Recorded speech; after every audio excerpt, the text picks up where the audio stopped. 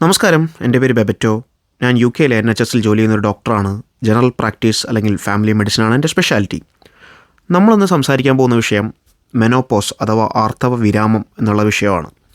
നമുക്കറിയാം, കഴിഞ്ഞ കുറച്ച് വർഷങ്ങളായിട്ട് നമ്മുടെ നാട്ടിൽ വന്നിട്ടുള്ള സാമൂഹികപരമായിട്ടുള്ള അല്ലെങ്കിൽ രാഷ്ട്രീയപരമായിട്ടുള്ള ഒരുപാട് മാറ്റങ്ങളുടെ ഭാഗമായിട്ട് മെൻസ്ട്രേഷൻ അല്ലെങ്കിൽ ആർത്തവത്തെപ്പറ്റി നമ്മൾ ഒരുപാട് ചർച്ചകൾ കണ്ടിട്ടുണ്ടല്ലേ.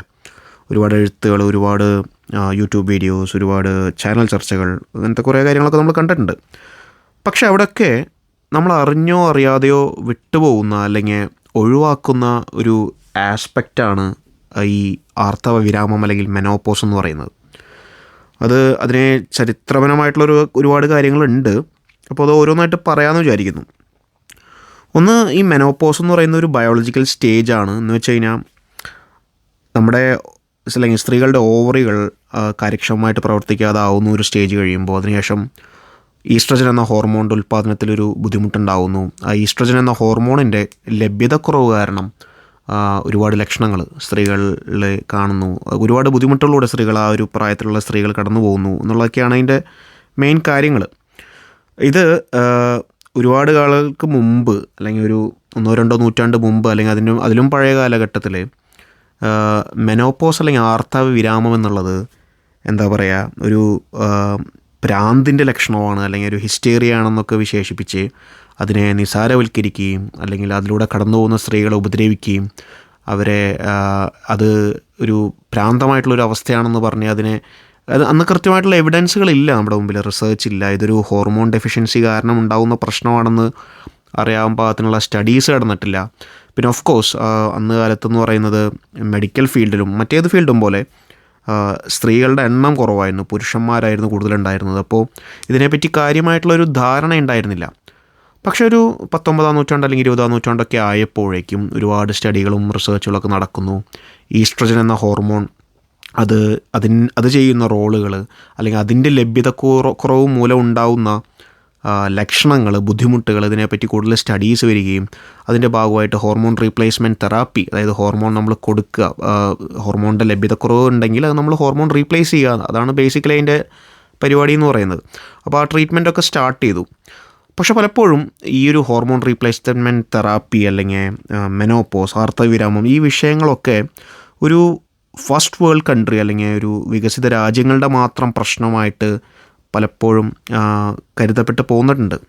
നമ്മുടെ പോലുള്ള ഒരു ഡെവലപ്പിംഗ് കൺട്രിയിലോ അല്ലെങ്കിൽ അത്ര വികസിതമല്ലാത്ത രാജ്യങ്ങളിലോ ഇതിനെപ്പറ്റി ആളുകൾക്ക് സംസാരിക്കാനുള്ളൊരു മടി, ഇതൊരു ടബു സബ്ജക്റ്റാണ്. അത് പുറത്ത് സംസാരിച്ച ആളുകൾ ഇതിനെങ്ങനെ എടുക്കും, അല്ലെങ്കിൽ ഇതുമായിട്ടുള്ള ബന്ധപ്പെട്ടുള്ള പ്രശ്നങ്ങൾ എനിക്ക് പുറത്ത് പറയുന്നത് ഒരു നാണക്കേടുണ്ടാക്കുന്നൊരു കാരണമാണോ, അല്ലെങ്കിൽ സ്ത്രീകളെ പൊതുവെ സമൂഹം ട്രീറ്റ് ചെയ്യുന്നൊരു രീതി, അത് വികസിത രാജ്യങ്ങളിലും വികസ്വര രാജ്യങ്ങളിലും ആ ഒരു വ്യത്യാസമുണ്ട്, നമുക്കെല്ലാവർക്കും അറിയാം. അപ്പോൾ നമ്മുടെ ഇപ്പോൾ ഇന്ത്യ പോലത്തെ രാജ്യങ്ങൾ അല്ലെങ്കിൽ ഇന്ത്യൻ സബ് കോണ്ടിനെൻ്റ് അല്ലെങ്കിൽ സൗത്ത് ഏഷ്യയിലെ മറ്റ് രാജ്യങ്ങളിലൊക്കെ ഇതത്ര സംസാരിക്കപ്പെടുന്ന അല്ലെങ്കിൽ ഒരു ശ്രദ്ധ കിട്ടുന്നൊരു വിഷയമല്ല ഇപ്പോഴും മെനോപോസ് അല്ലെങ്കിൽ ഹോർമോൺ റീപ്ലേസ്മെൻറ്റ് തെറാപ്പി എന്നുള്ളത്. ഓഫ് കോഴ്സ് കുറച്ച് ആളുകൾ ഇതിനെപ്പറ്റി അവെയർ ആയിരിക്കും, ഇതിനെപ്പറ്റിയുള്ള ട്രീറ്റ്മെൻറ്റ് എടുക്കാറുണ്ടാവുമായിരിക്കും. പക്ഷെ അതൊക്കെ ഒരു പോപ്പുലേഷൻ മൊത്തത്തിൽ എടുത്തു നോക്കിയാൽ അതിൽ വളരെ ചെറിയൊരു ശതമാനത്തിന് മാത്രമേ ഇത് ഒരു ചർച്ചയാവുന്നുള്ളൂ അല്ലെങ്കിൽ ഇതൊരു വിഷയമായിട്ട് അഡ്രസ്സ് ചെയ്യുന്നുള്ളൂ. ഞാൻ നേരത്തെ പറഞ്ഞ പോലെ മുമ്പ് ഇതിനെ ഒരു ഭ്രാന്തായിട്ടാണ് ഇതിനെ ചികിത്സിച്ചിരുന്നത്. പലപ്പോഴും വളരെ വിയേർഡായിട്ടുള്ള സർജറീസ് പോലും ഇല്ലെന്ന് നടന്നിട്ടുണ്ട്. ഇപ്പോൾ പണ്ട് ഒരു 18-ാം നൂറ്റാണ്ടിലൊക്കെ അല്ലെങ്കിൽ 17-ാം നൂറ്റാണ്ടിലൊക്കെ പല സർജറീസ് നടന്നിട്ടുണ്ട്. ഓവറി എടുത്ത് കളയുക അല്ലെങ്കിൽ ക്ലൈറ്റോറിസ് റിമൂവ് ചെയ്യുക, അങ്ങനത്തെ പല പരിപാടികളും ചെയ്തിട്ടുണ്ട്. ഇതിനെപ്പറ്റി കൃത്യമായ ധാരണ ഇല്ലാതിരുന്നുകൊണ്ട്. പക്ഷെ ഇപ്പോൾ നമുക്ക് അതിന് മുമ്പിൽ സ്റ്റഡീസ് ഉണ്ട്. ഈസ്ട്രജൻ്റെ ഡെഫിഷ്യൻസി കാരണം ഉണ്ടാകുന്ന പ്രശ്നങ്ങൾ നമുക്കറിയാം, അത് റീപ്ലേസ് ചെയ്താലുള്ള ബെനിഫിറ്റ്സ് നമുക്കറിയാം. അങ്ങനെ ഒരുപാട് കാര്യങ്ങൾ നമ്മുടെ മുമ്പിലുള്ളപ്പോഴും ഈ വിഷയം ചർച്ച ചെയ്യാൻ നമുക്കൊരു മടിയുണ്ടെന്നുള്ളതാണ് സത്യം. കണക്കുകൾ പറയുന്നത് അല്ലെങ്കിൽ സ്റ്റഡീസ് പറയുന്നത് 75% മുകളിൽ സ്ത്രീകൾ ഒരു പ്രായത്തിലുണ്ട്, ഒരു പ്രായമുണ്ട്, ഒരു ഏജ് ഗ്രൂപ്പ് ഉണ്ട്. 45-നും 55-നും ഇടയിലുള്ള സ്ത്രീകളാണ് മെയിൻലി മെനോപോസിലൂടെ കടന്നു പോകുന്നത്.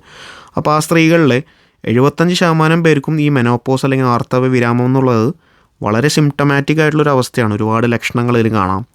പലർക്കും ഹോട്ട് ഫ്ലഷസ് എന്ന് പറയും, അതായത് നമ്മുടെ കഴുത്തിലോ മുഖത്തോ നെഞ്ചിലോ ഒക്കെ പെട്ടെന്ന് ഭയങ്കരമായിട്ട് ചൂട് കയറുന്നൊരവസ്ഥ, അല്ലെങ്കിൽ രാത്രി വളരെ വളരെ കാര്യമായിട്ട് തന്നെ വിയർക്കുക, വെജൈനൽ ഡ്രൈനസ്, അങ്ങനത്തെ പ്രശ്നങ്ങളൊക്കെ ഉണ്ടാവുക, അല്ലെങ്കിൽ മൂഡ് സ്വിങ്സ്. ഇത് നമുക്ക് കുറച്ച് പേരെങ്കിലും കേട്ടിട്ടുണ്ടാവും, പക്ഷേ ഇതിനെപ്പറ്റി കാര്യമായിട്ട് അറിയില്ലെങ്കിൽ നമ്മൾ അവിടെ ഇവിടെയൊക്കെ ആയിട്ട് കേട്ടിട്ടുണ്ടാവും.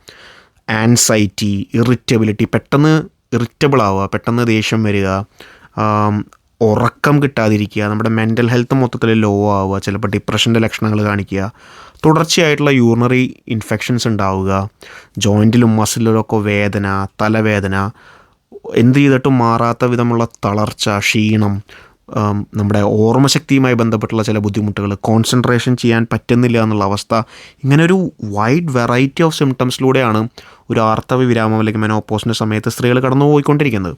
പക്ഷേ ഇതൊന്നും നമ്മൾ അഡ്രസ്സ് ചെയ്യാറില്ല എന്നുള്ളതാണ് സത്യം. നമ്മളിപ്പോൾ നമ്മുടെ സ്വന്തം വീടുകളെടുത്ത് നോക്കിയാലും നമുക്കറിയാവുന്ന ആ പ്രായത്തിലുള്ള സ്ത്രീകൾ അവരുടെ കാര്യം എടുത്താലും ഇത് നമ്മൾ അഡ്രസ്സേ ചെയ്യുന്നില്ല എവിടെയും. ഇതൊരു രോഗമായിട്ടോ ഇതില്ലെങ്കിൽ ഇതിൻ്റെ ലക്ഷണങ്ങൾ ട്രീറ്റ് ചെയ്യപ്പെടേണ്ടതാണ്, ഇതിന് സപ്പോർട്ട് വേണം, നമ്മളവരെ ജഡ്ജ് ചെയ്യാനോ അല്ലെങ്കിൽ അവരുടെ പ്രശ്നങ്ങളെ നിസാരവൽക്കരിക്കുകയോ അല്ല ചെയ്യേണ്ടതെന്നുള്ളൊരു ബോധ്യം ഉണ്ടാവില്ലാണ് ഇതിൽ മെയിൻ കാര്യം.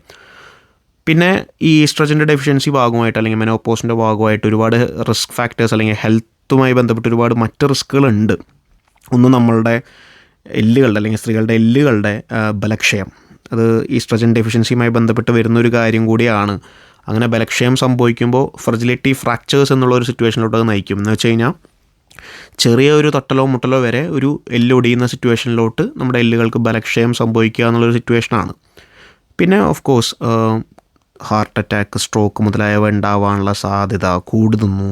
പിന്നെ മെൻ്റൽ ഹെൽത്ത് പ്രശ്നങ്ങൾ, ഡിപ്രഷൻ, ആൻസൈറ്റി മുതലായിട്ടുള്ള പ്രശ്നങ്ങൾ വരാനുള്ള സാധ്യത കൂടുന്നു. ഇതൊക്കെ മെനോപോസിനോട് അനുബന്ധിച്ച് അല്ലെങ്കിൽ മെനോപോസ് അല്ലെങ്കിൽ അർദ്ധവിരാമത്തിന് ശേഷം സംഭവിക്കാനുള്ള സാധ്യതകൾ വളരെ കൂടുതലാണ്. പക്ഷേ ഇതിനൊക്കെ പ്രൊട്ടക്റ്റ് ചെയ്യാൻ അല്ലെങ്കിൽ ഇതിനൊക്കെ ഒരു എന്താ പറയുക, ഒരു പൂർണ്ണമായിട്ടുള്ളൊരു സൊല്യൂഷൻ അല്ലെങ്കിൽ പോലും ഒരുവിധം ഈ ലക്ഷണങ്ങളൊക്കെ അല്ലെങ്കിൽ ഈ റിസ്ക്കുകളൊക്കെ കൗണ്ടർ ചെയ്യാൻ ഹോർമോൺ റീപ്ലേസ്മെൻറ്റ് തെറാപ്പി ഇന്ന് അവൈലബിൾ ആണെന്നുള്ളതാണ് ഒരു കാര്യം. അത് നമ്മൾ പല രൂപത്തിൽ കൊടുക്കും. ചിലപ്പോൾ പാച്ചിൻ്റെ രൂപത്തിൽ കൊടുക്കും, ചിലപ്പോൾ പില്ലുകളുടെ രൂപത്തിൽ കൊടുക്കും, ചിലപ്പോൾ ക്രീമുകളുടെ രൂപത്തിൽ കൊടുക്കും. അങ്ങനെ ഈ ഹോർമോൺ റീപ്ലേസ്മെൻറ്റ് തെറാപ്പി എന്ന് പറയുന്നത് വളരെ വൈഡ്ലി അവൈലബിൾ ആയിട്ടുള്ളൊരു കാര്യമാണ്. ഞാനിപ്പോൾ വർക്ക് ചെയ്യുന്ന എൻ്റെ ക്ലിനിക്കിൽ പലപ്പോഴും മെനോപോസിലൂടെ കടന്നു പോകുന്ന അല്ലെങ്കിൽ പെരിയ മെനോപോസിലൂടെ കടന്നു പോകുന്ന സ്ത്രീകൾ വരാറുണ്ട്. അവർ കൃത്യമായിട്ട് അവരുടെ ആവശ്യം പറയും.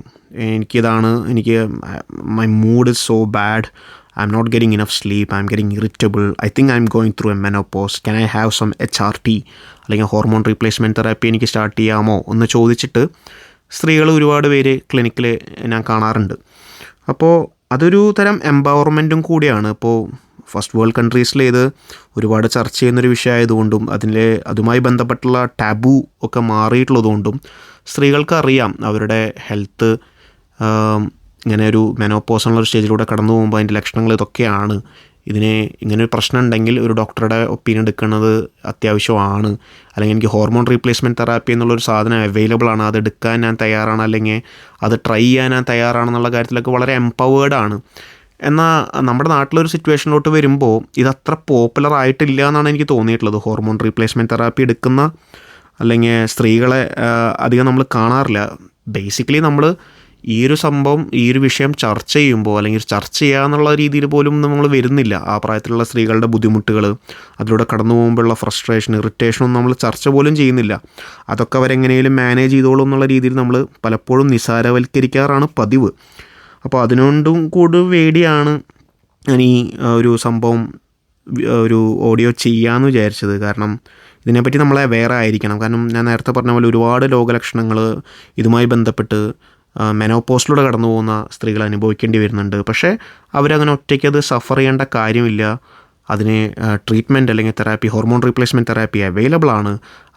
അതെടുക്കാനായിട്ട് നമുക്ക് അവരങ്ങനെ ഒരു തീരുമാനം എടുക്കുകയാണെങ്കിൽ അതിനെ സപ്പോർട്ട് ചെയ്യാനും, അല്ലെങ്കിൽ അവരതിലൂടെ കടന്നു പോകുന്നുണ്ടെങ്കിൽ ആ സമയത്ത് അവരെ ഭയങ്കര ജഡ്ജ്മെൻറ്റലായിട്ട് നോക്കി കാണാതെ, അല്ലെങ്കിൽ അവരെ ഇതെന്താ നിങ്ങൾക്ക് തലയ്ക്ക് വല്ല അസുഖമാണോ എന്നുള്ള രീതിയിൽ വളരെ ഇൻസെൻസിറ്റീവായിട്ട് അതിനെ നിസ്സാരവൽക്കരിക്കാതെ ആ ബുദ്ധിമുട്ടോടെ കടന്നു പോകുന്ന സ്ത്രീകൾക്ക് സപ്പോർട്ട് ചെയ്യുക, അതിന് വേണ്ടിയിട്ടുള്ള തെറാപ്പിക്കുള്ള സൗകര്യം ഒരുക്കി കൊടുക്കുക മുതലായ കാര്യങ്ങളൊക്കെ ചെയ്യുക. ഇപ്പോൾ ഒബ്വിയസ്ലി നമ്മുടെയൊക്കെ വീട്ടിൽ നമ്മുടെ പാരൻസ് അല്ലെങ്കിൽ നമുക്കറിയാവുന്ന ഈ പ്രായത്തിലൂടെ കടന്നു പോയിട്ടുള്ള സ്ത്രീകൾ ഒക്കെ ഒരുപാട് പേര് എല്ലാവരുടെയും വീട്ടിലുണ്ടാവും. പക്ഷെ നമ്മൾ പലപ്പോഴും അവർ ഈ ഫേസിലൂടെ കടന്നു പോകുമ്പോൾ are they getting the right kind of help, അല്ലെങ്കിൽ അവർക്ക് അതിനെപ്പറ്റി തുറന്നു പറയാൻ പറ്റുന്നൊരു സാഹചര്യം ഉണ്ടോ എന്ന് നമ്മൾ പലപ്പോഴും അന്വേഷിക്കാറില്ല. നമ്മൾ എത്ര രീതിയിൽ അഡ്വാൻസ്മെൻ്റ് ഉണ്ടായാലും, എത്ര ഇൻഫ്രാസ്ട്രക്ചർ ഡെവലപ്മെൻറ്റ് ഉണ്ടായാലും പോപ്പുലേഷൻ്റെ 50% വരുന്ന ഒരു ജെൻഡർ അവർ അവരുടെ ലൈഫിൽ എന്തായാലും ഒരിക്കലും അഭിമുഖീകരിക്കേണ്ടി വരുന്ന ഒരു പ്രശ്നത്തെപ്പറ്റി ചർച്ച ചെയ്യാൻ പറ്റുന്നൊരു സ്പേസ് ഉണ്ടാക്കിയെടുക്കുക എന്നുള്ളതാണ് പ്രധാനം. ആ സ്പേസ് ഉണ്ടായി തന്നെ കഴിഞ്ഞാൽ തന്നെ ആളുകൾക്ക് ഇതിനെപ്പറ്റി കുറച്ചും കൂടെ അവയർനെസ് ഉണ്ടാവും. ആ അവയർനെസ്സിൻ്റെ ഭാഗമായിട്ട് അവരതിനുള്ള ഹെൽപ്പ് അന്വേഷിക്കും, അല്ലെങ്കിൽ ഹെൽപ്പിന് വേണ്ടി ഡോക്ടേഴ്സിനെ കാണും. അപ്പോൾ ആ കാര്യങ്ങളൊക്കെ ആ ഒരു മാറ്റം ഒരു നല്ലൊരു മാറ്റമായിരിക്കും എന്ന് ഞാൻ കരുതുന്നു. അതിപ്പോൾ പതിയെയാണ് ആ മാറ്റങ്ങൾ വരുള്ളൂ. ഇപ്പോൾ ഈ ആർത്തവം എന്നുള്ള വിഷയം തന്നെ നമ്മൾ സംസാരിച്ച് തുടങ്ങിയിട്ട് അധികം ആയിട്ടില്ല എന്ന് എനിക്ക് തോന്നുന്നത്. May be in the last 5 to 10 years മാത്രമേ നമ്മൾ അതിനെപ്പറ്റി സംസാരിച്ച് തന്നെ തുടങ്ങുന്നുള്ളൂ. അതിന് മുമ്പ് അത് ഭയങ്കര ഒരു ടബു സബ്ജക്റ്റ് ആയിരുന്നു. അയ്യേ എന്ന് പറയുന്ന ആളുകൾ പിറുപിറുക്കുന്ന അല്ലെങ്കിൽ വളരെ കോൺഫിഡൻ്റ് ആയിട്ട് അതിനെപ്പറ്റി സംസാരിക്കാൻ പറ്റുന്നൊരു സാഹചര്യം ആയിരുന്നില്ല. പക്ഷെ അത് മാറി വന്നു തുടങ്ങി. അതേപോലെ തന്നെ ഇതും മാറി വരുമെന്ന് തന്നെയാണ് ഞാൻ കരുതുന്നത്. അപ്പോൾ നിങ്ങളുടെ വീട്ടിൽ ആരെങ്കിലും ഈ പ്രശ്നങ്ങളിലൂടെ കടന്നു പോകുന്നുണ്ടെങ്കിൽ അവരോട് സംസാരിക്കുക, ഓപ്പണായിട്ട് സംസാരിക്കുക. വളരെ അഡ്വാൻസ്ഡ് ആയിട്ടുള്ള ഹോർമോൺ റീപ്ലേസ്മെൻറ്റ് തെറാപ്പീസ് അവൈലബിൾ ആണ്, അതിനെപ്പറ്റി സംസാരിക്കുക. അങ്ങനെ അവർക്ക് അങ്ങനെ ബുദ്ധിമുട്ടുകളുണ്ടെങ്കിൽ നിങ്ങൾക്ക് ചെയ്യാൻ പറ്റുന്ന കാര്യം അവരെ ആ സമയത്ത് സപ്പോർട്ട് ചെയ്യുക, അതേപോലെ ഒരു ഡോക്ടറെ സഹായം തേടാൻ സഹായിക്കുക മുതലായ കാര്യങ്ങളൊക്കെയാണ്. അപ്പോൾ കാര്യങ്ങളൊക്കെ മാറി വരുമെന്ന് തന്നെ ഞാൻ പ്രതീക്ഷിക്കുന്നു. അപ്പോൾ ഇത്രയും നേരം എന്നെ കേട്ടിരുന്നതിന് എല്ലാവർക്കും നന്ദി പറഞ്ഞുകൊണ്ട് നിർത്തുന്നു. നന്ദി, നമസ്കാരം.